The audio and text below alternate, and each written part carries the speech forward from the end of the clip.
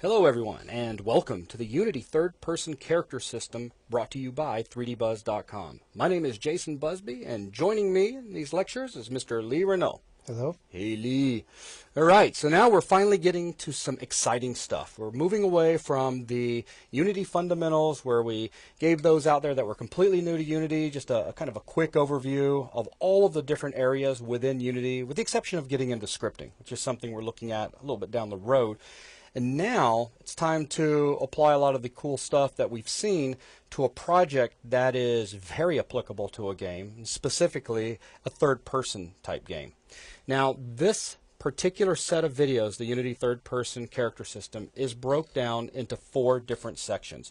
The first section that you're about to see is basically importing a simple Maya level. So a level that Lee put together over in Maya, and it's very simple. As a matter of fact, you can see the level right now. Lee, if you want to grab the mouse and just kind of swing them around, there's nothing fancy going on here because the overall idea of these videos is not to go into building really cool levels for Unity, but more so about how to go about getting an animated character into Unity and how to come up with your own character control system and a camera system that allows you to manipulate your character almost as if you were in a game like World of Warcraft.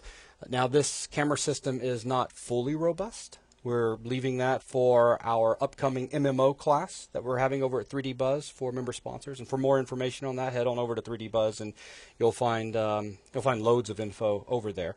But we are going to show you how to do quite a bit with this camera, so it's not like it's going to be a weak system or anything.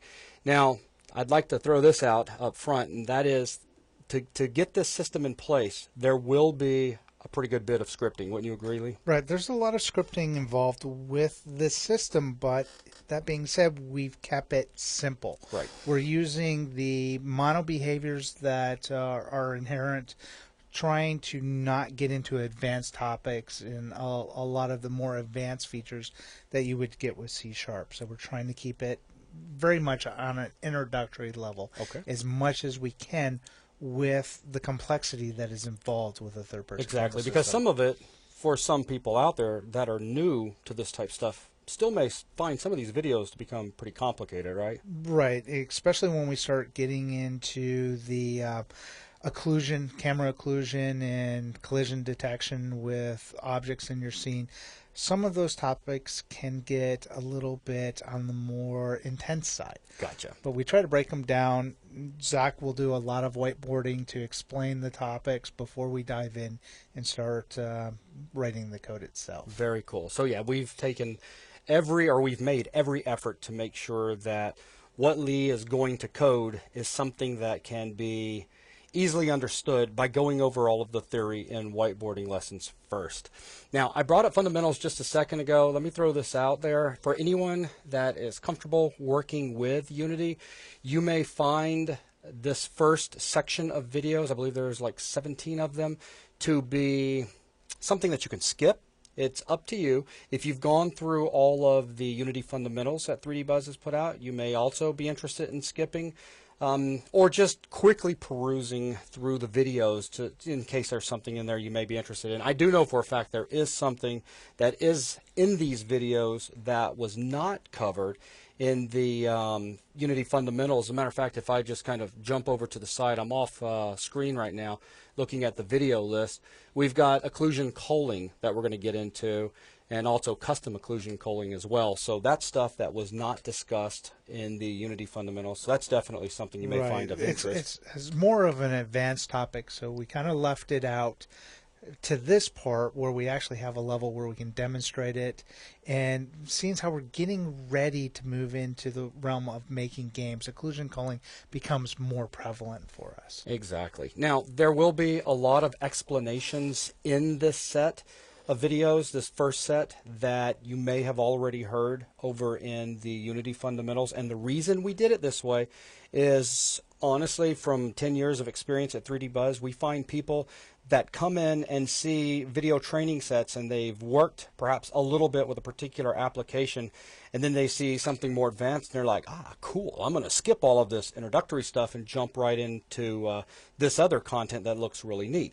So in putting this set all together, we're going to be talking about some of the things you may have already heard if you've gone through Unity Fundamentals. Now, at the same time, we're going to take some of the discussions that we're going to have, like when we get into working with the light maps for our level here, occlusion, culling, etc. And we're going to talk, especially with light mapping, because we didn't have occlusion, culling in fundamentals, but we're going to be talking at a little bit greater length at the parameters and what's going on than what we did over in Unity Fundamentals, because we tried to keep Unity Fundamentals, very simple for people that are just really new to Unity. So, Lee, let's go ahead and take a moment and look at what it is they're going to be putting together over the next 4 sets of videos. All right. Well, as you saw when I spun the camera around, we have this simple Maya level. The reason this is here is just so we have something to play around with. We're developing a third-person character and the control and camera system with it. We need something to test it with. Exactly. We need something that could get in the way between the camera and the character. We need things that we can climb up on. We need slanted angles that we can run up on, etc. Right. If you've played around with Unity and you've messed around with the third-person camera system that comes with it, you go, well, we have one. What's different about this one? Well, this one's a little bit more full-featured. If you played around with the one that comes with Unity, you'll know that the camera does not collide with anything. You can move the camera and pass through the ground. If there's trees in your scene, you pass through it. With this camera system, what we'll have when we're done is a camera that detects when it hits the floor and moves in closer. As we run around, let's say I can pan the camera further back out, something else you can't do with the other system, is we can zoom in and pan back out with our character. But if we go over to this little Parthenon building type thing, and I pick my camera up above it, you can see the camera then moves into position so we can still see our character. So we get moved to the other side of geometry so that there is nothing occluding the character. Right. Even these columns, as I move the camera around, camera moves in to make sure that we can always see our character. But it's really cool because when you move back out in such a way that there will be nothing if the camera goes back to its default distance from the character, and there's nothing occluding the character from the camera, you'll notice, as Lee demonstrated there, the camera will automatically move back out the distance that it was before it was forced to jump into the other side of geometry. Right. As I move the mouse wheel to set my distance, this is my preferred camera distance that I set up. So once the camera becomes occluded, it will move into a position where it's no longer occluded, but the moment I'm no longer occluded, it goes back to the distance that I set as my preferred. If I set it further back out, again, it'll move back out to that distance. Very cool. Very cool. So we've got these features with the camera. Again, as I said a second ago, there's quite a few features in it. I mean, we've taken this a lot further than the third-person camera that comes with Unity by default. This is something that you really could just put into a third-person game and use. Now, we've taken it further in the MMO. It's actually quite a bit more sophisticated, so that if you were to zoom all the way in your character, you'll transition over into a first-person view as the character fades out, and you zoom back away. We don't have things like that set up here, where we'll transition from first person back to third and third to first by zooming in and out. And there's several other things, some of the smoothing algorithms and some of the ways we control speed. And dealing with slopes, a little bit more complex there as we work our way through putting this simple system together. When we're dealing with slopes, it's going to be a little jerky looking as the character slides down. But we were putting together a rock level, kind of like a Tomb Raider type thing, and we thought it looked pretty nice, and it kept us from getting into more sophisticated code. Oh, you going to show them real quick? right.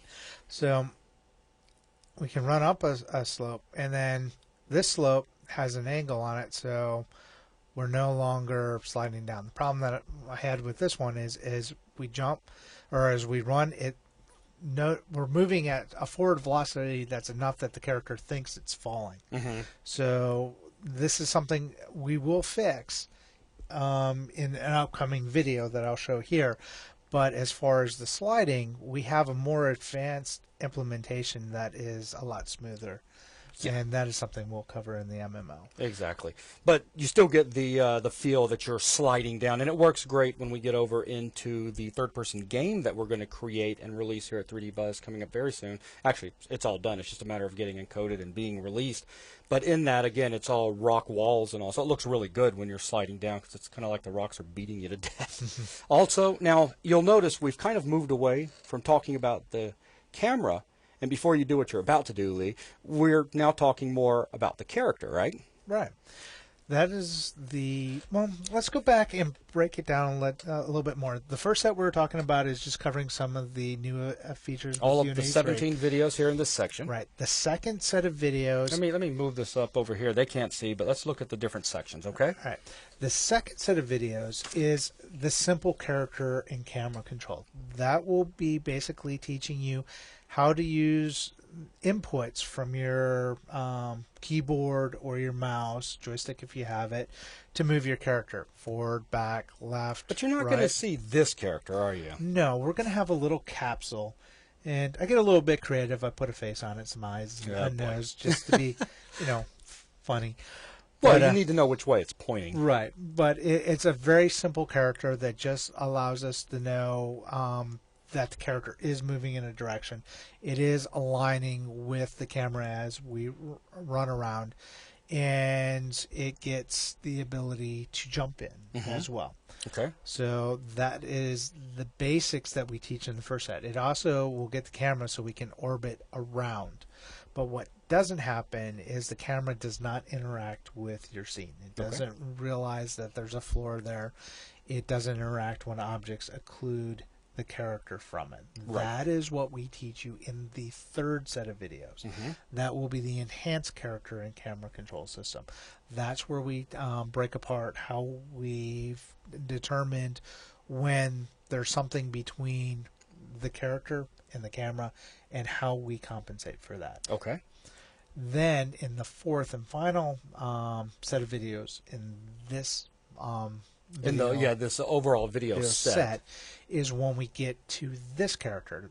We'll show you how to get this character into the scene, how to set up her animations, how to write the code so that depending on what state we're in, we run the appropriate animation. So, and Lee, I don't think you were here at the time, but Zach and I will even sit down in Maya for a couple of hours, and we'll go over all of the different animation cycles that he put together, and we will show you how you can use the tracks editor, create loops, and get all of this content out of Maya. So it's definitely very cool. I mean, we're not going to get into showing you how to model the character. There's enough of that over on 3D Buzz, and how to set up a rig and skin it and all those good things, though we do a quick discussion of all of that. But then we will walk through the process of getting all of these cycles properly set up inside of Maya and export it out. So you'll get to see that entire process as well. And if you look here, you can see some of the cycles. We have our basic T-pose. That has to do with our for a ragdoll for when you die. We've got idle, which is what you're looking at right now. When we're not having any input, the character is just sitting there. So that's our idle. And then we have running, which is what you've seen. We've got walking backwards, strafing left and right. We've got jump, so we can jump if we're running and jumping. We've also have that animation. If we're running, jumping, and then she's got a specific land animation as well. And then if you notice, we've got a couple of other ones. We've got climbing, falling, and using. Now the using one, if you watch, it's very simple. It's very quick, but you can see her hand coming up. So that's what happens when we're using. Now, let's look at this climbing one over here. Yeah, if we're going to set out and teach you guys how to do a basic Tomb Raider-like third-person game, you've got to have climbing. Right. So let's climb. Very nice. So we have the ability to climb. So we're going to completely cover how we can go about doing this. And then it's going to be really cool when we get over into the next entire video set, which is creating a third-person light game like Tomb Raider. And in there, using this character system that we've put together, there's going to be cliff edges all around that she can climb up, which is really cool. So, and then of course the other ones with falling using, okay, that pretty much covers everything there. So, whoa. Falling? Yep. Big fall. Excellent. Yep. So, I mean, it's going to be a lot of fun. There's a lot of outstanding content that is found in the numerous hours coming up in these 3 different sections. And I really hope that you guys enjoy it and can take this character and the system that we teach you how, and then, you know, experiment with it, see if you can push it a little bit further. Again, we cover all of the theory in depth, which should really get you, you know, thinking about different ways that you can enhance this. Now, as we go through this, keep in mind the animations that you're seeing on the character. Zach had a very limited amount of time to put these together. Bottom line was Lee was coming into town. We wanted to get these videos recorded, and so yeah, that's just kind of creepy. But so there wasn't a lot of time, and Zach needed to model, texture, and animate the character. And I don't remember right offhand. It was just, I think it was like a day and a half. Yeah, I think a day and a half to 2 days total. It wasn't over 2 days to get all of it done the best he could, and then we were just going to take it at the point that he had wrapped it up and get that into the videos here. Because at the end of the day, what we're teaching here is how to go about creating this system for educational purposes, though this character and system could easily be used in a third-person game and would work great. But actually, we do use it in we do. But you know, if you're wanting something really polished, for those of you out there that are watching these videos that are in our MMO upcoming class, then we're going to be looking at how to create a much smoother and feature-rich camera system that very much mimics the one that you've seen if you have played World of Warcraft. Because personally, around here, we've all played World of Warcraft at one time or another, and it's a very nice third-person camera system. There's just about problems with every third-person camera system out there that you can find, you know, just different gripes, at least as far as I'm concerned. And the World of Warcraft camera system, I've always liked it the best. Lee likes it quite a bit, so does Zach. So we decided to model the feel similar, very, very similar to that one, because that just had a very nice, fluent, interactive experience. But again, that stuff we'll be covering over in the MMO class when we get to developing the camera system over there. So Lee, is there anything else that you can think of that needs to be added in here? No, the only other one was what you just saw a little bit ago, which was the ragdoll that's thrown in. Okay. We also show that one in the 4th set of videos in here. Awesome. So again, this first set, kind of view this as an optional set of videos. You may want to jump right down to the occlusion culling section. Again, there's going to be some more details in the light mapping area than there was in fundamentals. But overall, starting in the next video, we're going to treat you as if you've never really worked with Unity before. Now it's going to ramp up as we move forward in this first section of videos. But I do want to throw that out real quick. Hey, and what do you know? Adobe says it's time to do some updates. But anyways, we'll go ahead and bring this intro to a close. And thank you guys for joining us. And again, we hope you enjoy these videos.